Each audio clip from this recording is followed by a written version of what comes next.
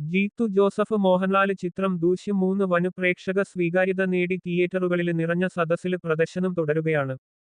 Cinema തിയേറ്ററിലെത്തി വെറും 58 മണിക്കൂറുകള് കൊണ്ടാണ് ദൃശ്യം 3 100 കോടി ക്ലബിലെത്തുന്നത്.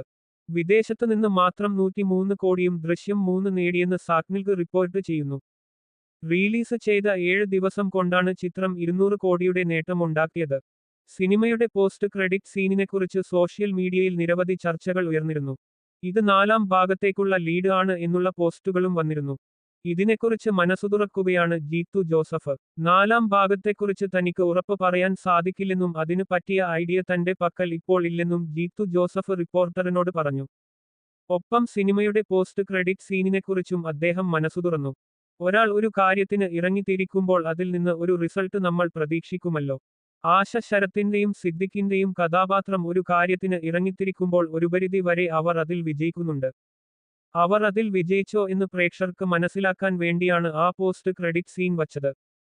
ആ സീൻ സിനിമയ്ക്ക് ഉള്ളിൽ തന്നെയുള്ള ഭാഗമായിരുന്നു.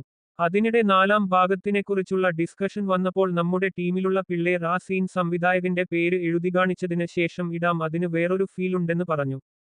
അങ്ങനെയാണ് അത് പോസ്റ്റ് ക്രെഡിറ്റ് സീൻ ആക്കിയിട്ടത്. അതുകൊണ്ട് തന്നെ ദൃശ്യം 4 ഉണ്ടാകും എന്നൊരു ചർച്ച ഉണ്ടാകുന്നുണ്ട്. എന്നാൽ ആ ഉറപ്പ് എനിക്ക് തരാൻ പറ്റില്ല, കാരണം എനിക്ക് ഐഡിയ ഒന്നും കിട്ടിയിട്ടില്ല എന്ന് കരുതി ഞാൻ ശ്രമിക്കില്ല എന്നല്ല.